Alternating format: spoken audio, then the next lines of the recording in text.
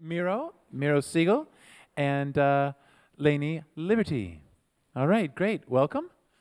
Good to have you guys up on stage here with me. So you guys are known as the World Schoolers. Is that right? When I grew up, we called it homeschooling, but now it's world schooling, and you truly are doing world schooling. Could you fill us in just a little bit, world schooling and what that entails right now? Well, world schooling to me, it's really about being open to the world, being open to the experiences that you have in the world, and really letting that kind of enlighten you in your life. Really, we like to really take our education from the experiences that we have in the world around us. We travel a lot. We basically live on the road, and we like to immerse ourselves in different cultures and really to be open to all kinds of experiences. And for those of you that need definitions, so we identify not as homeschoolers, but as unschoolers, which means a natural form of learning. So we have no curriculum, we have no tests, we have nothing that we have to do at all. In fact, our experiences dictate where we go deeper. So if we're interested in something, or had we not had those interests before, and say we're climbing a mountain and we're heading up to Coyuriti, for example, which is like the oldest indigenous pilgrimage in the world, which we've gone to. So now we're diving into not only the cultural experience, we're having that experience, but we're looking at the background, we're looking at the history, we're looking at all of those things because that's our experience, and the interest then is spawned from those experiences. That sounds fantastic. That sounds really great. As a teacher myself, just curious, when you talk about you don't follow a particular curriculum, you find yourself in a different part of the world, in certain parts of the world, and there you find an interest, something that grabs you, and you think, yes, I want to enrich myself learning about something specific to where you are locally. I'm a mathematics teacher. So I consider my subject the most important subject in school. Where do you have room for what we would call, I guess, core subjects? We are asked the question, what about math? A lot. So first of all, as unschoolers, we believe that we're not all meant to do the same thing in the world. So why do we need to learn the same things, okay? So taking that concept into mind, I believe that the reason why we're taught mathematics is to teach how to solve problems, which is to teach logic. And these are the types of lessons that we're getting through world schooling. Miro he's 17, has not been to school since he's been 10 years old. So the amount of problem solving, real world problem solving that he's had time to practice, time to participate in, it's stimulating the same parts of the brain that perhaps algebra would. So if he's interested in say, oh, I don't know, architecture, and that's something that he wishes to pursue, then those are skills that he needs to acquire. But the general reason for teaching algebra is to allow your brain to practice problem solving. So there's room for it. It's just not in the same form that you teach. Yeah, that is a message that I always. That's exactly actually the message I give my kids when they say, "Mr. Wackerling, why do I have to learn this? When am I ever going to use this?" And I do try to explain to them, I'm teaching you to problem solve. I'm teaching you the steps that you need to take to solve a problem that's in front of you, and life is full of them. And mathematics happens to be my vehicle that I use to teach the kids how to break down a problem in steps and solve it. I'm going to open up the questions to the audience. There's already hands going up. There's some people who have some questions for you. I'm sure that your talk and your subject is intriguing to a lot of people. I think my question, not having heard the talk yet, is what led you to leave traditional schooling? So we do touch on that in the talk, but not really in detail. And I'm just going to give you the real quick story. 2008, the economy crashed, and we've heard so many speakers mention that as a starting point for so many things. I owned a business. I owned a branding design agency, and I had to close my business. And I, as a single mom, was looking at my young child, and I wanted nothing more than to have an adventure with him and to make a change and just to do something. So we decided to backpack for 1 year. Okay, so it's 7 years and we're still doing it. So we decided not to go back. We did not intend to step intentionally out of the education system. In fact, he was in traditional compulsory school at the time. But I knew that 1 year of travel, he would learn so much. So I never even questioned, what about 5th grade? So knowing that, and when we decided to continue our travels indefinitely, we became very, very intentional about the learning. So our travels had purpose at that point. Great. Yeah, there's sometimes the best plans are hatched from no plan at all, and things just happen from there. Yeah? I have a question for Miro. I read that you're doing some research on Greek culture. I suppose old Greek culture, because I read also about Euripides. Don't you miss a solid, good teacher who could tell you a lot about Greek culture? I would have to say no, not in my experience. Yeah, my passion is the greatest teacher I could have ever asked for. As for the resources, all of the resources that I need, all of the resources that I'm interested in are online, and I find that I can really just help myself to that. I haven't had the need for a teacher in this subject. I suppose there's a big difference between a teacher who can convince, who can tell you more, who can interest you. That is more than a MOOC that online can give you, I think. That is very true, but see, I feel like the difference is I feel like I don't need to be convinced. I feel like because my passion is already there, because I'm just so passionate about learning, especially in this one subject, I really haven't felt the need to be convinced. I haven't needed to be persuaded by a teacher or to be motivated to learn something. My motivation comes from myself. So. May I add something? Yeah. So he's so motivated, nobody told him, but he's done this anyway. He is working on a family tree of each of the mythological gods and titans and creating a sonnet and poem for each one. So, if you told a high school kid, go create a poem about every mythological god, they'd say, uh-uh. But he's doing it because it's from inside, it's intrinsic motivation. Nobody has to force him to dive deeper into a subject that he's thirsty and hungry to learn more about. As a teacher, I always know my students know a lot more than me when it comes to technology, and I'm just wondering, as a young person in today's society, how are you documenting your learning in different ways? Because pen and paper is traditional, but I'm just wondering, in what ways are you keeping track of what you're doing, or keeping treasures of particular projects that you've really enjoyed working on? Well, first off, I'd like to start off by saying that I identify as being a poet. I've always been so absolutely in love with literature and really anything in that subject. So I still do use pen and paper quite a bit, I have to say.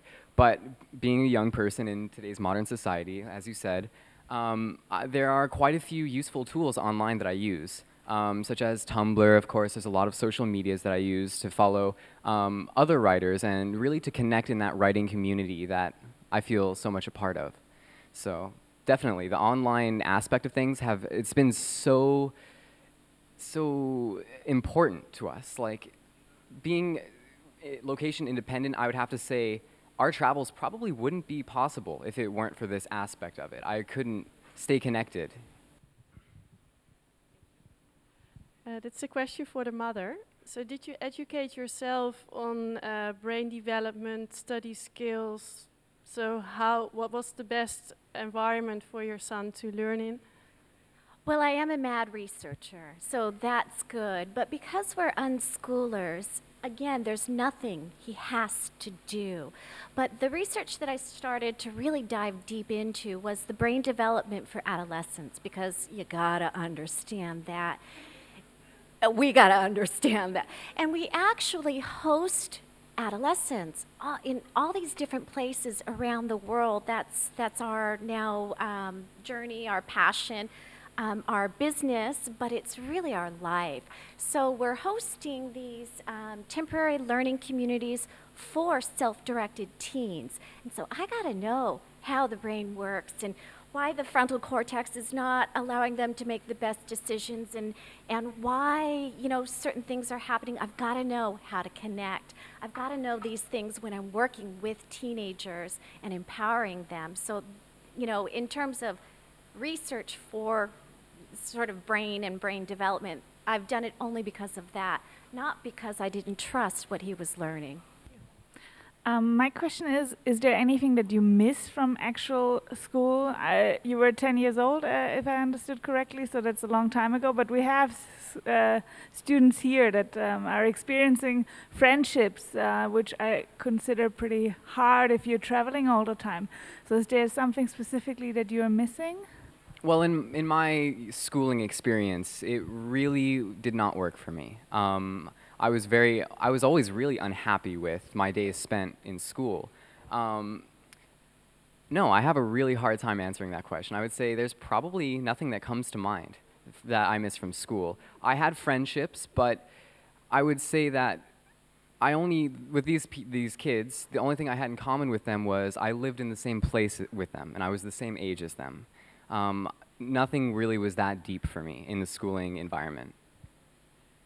Although you'll hear in our talk that one of the biggest catalysts for us to create Project World School, which is our teen retreats, was because he went into a depression and he wanted more interaction with peers. So, I mean, you know, he's glossing over it, but it really became a catalyst to solve that problem. And because we didn't want to stop traveling, instead of, you know, turning back and living a conventional life, we decided, well, let's share what we're doing with other teens, because it's such a great way to learn. Thank you. Quick question, how does a normal day in your life look like? Do you wake up at any time and decide, today I'm going to learn a bit of math, or how do you structure your day? And the second question goes in the direction of, how do you make social connections in a daily life? If you travel a lot, how do you integrate in new places besides the talks you have, which I assume don't establish very deep connections? Well, to answer the question of how does my average day look, that's a very tough question. I wouldn't classify any of my days as average. It really depends. Some days I can wake up very late. I love to sleep in. That's something I have to say. But I can wake up, I'm always really interested in reading, always writing. That's really what I spend most of my time on, my personal time. But, you know, we're always looking for new adventures. We're always out in the world. We're always immersing ourselves in the cultures that surround us. And we find that we can't really separate our lives into subjects or into different, you know, types of learning. It's all connected. So I believe that through our adventures, we really, you know, have learned pretty much parts of the whole spectrum.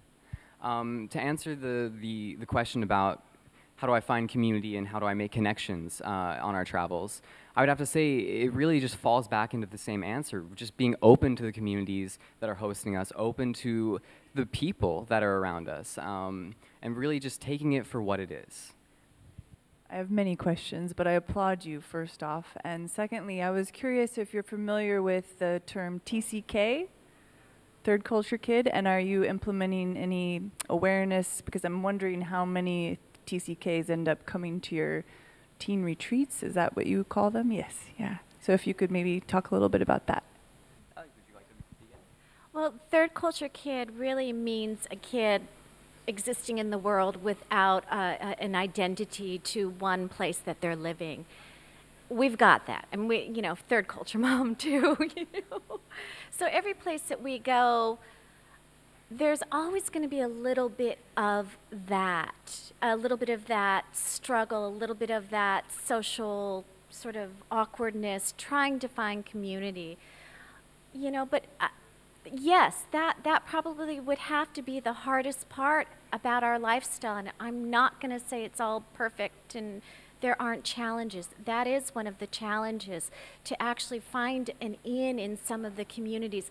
But what we do, I mean, we travel on such a teeny little budget. I mean, you could not live on this in a traditional, conventional home, a conventional lifestyle in Europe or in the United States. You just could not. But we travel in developing countries, and we travel as visiting locals. So we're not tourists, and we're looking to connect with families. I mean, it's really about connection.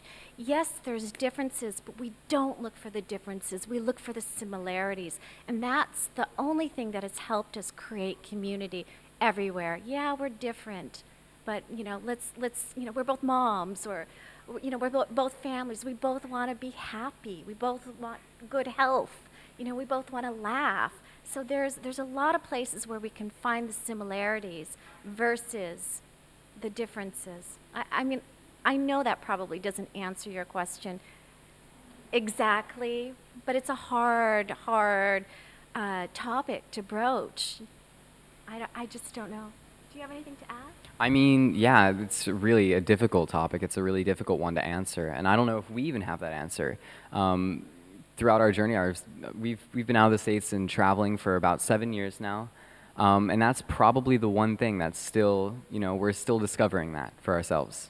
Yeah, I think for anybody who has relocated in their lives, who've left their home and or their culture and moved to another culture, I think the first thing you look for are like people who are similar to you, who have the same emotions, thoughts, the outlook on the world, on life, on living, what you want out of life. And I guess that's what you, that's sort of the people that you gravitate towards. Anyways, you find those people everywhere in the world. Maybe you answer this later on this afternoon, but I'm just wondering how you fund your experiences. We actually don't talk about it in our talk. And I know this is just gonna, I mean, since I brought it up, we live very frugally. We live on, for 2 people, 1,000 USD per month. I mean, we live on practically nothing. But again, we're in South America and Central America. Our possessions fit into our, well, we can say now 3 suitcases. I would like to get it back down to 2. The way that we fund our travels before really was through writing and sharing these experiences and you know, sharing the vulnerabilities and sharing you know, the way that we were learning and the mistakes that we've made and the successes that we've had. Now, for the last 4 years, we fund our travels through our Project World School retreats. So that allows us to go live our passion, facilitate other teens, have these incredible, you know, deep immersive learning experiences in community, and then we go to the next one. So we've already done 3 of them this year alone, and we've got, what, 3 more planned. So we're going back to Peru, Cusco, Machu Picchu to welcome a group of 10 teenagers. Then we go to Wales, and we're living for a month with another group of 10 teenagers on a farm. And then we're going to Thailand. So they're really specific, deep, you know, immersive learning experiences, but we're not making a ton of money on it. We're making enough to, you know, continue fueling our passion. That's great. That's really exciting. Great. Thank you so much to the audience. Thank you so much to our guests, Lainie and Miro.